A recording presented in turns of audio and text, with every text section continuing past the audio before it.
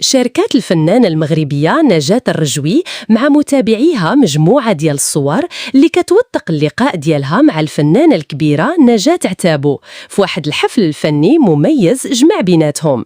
هاد اللحظات كانت فرصة باش تبين العلاقة الزوينة اللي كتجمعهم والاحترام الكبير اللي كتكنوا لبعضهم البعض.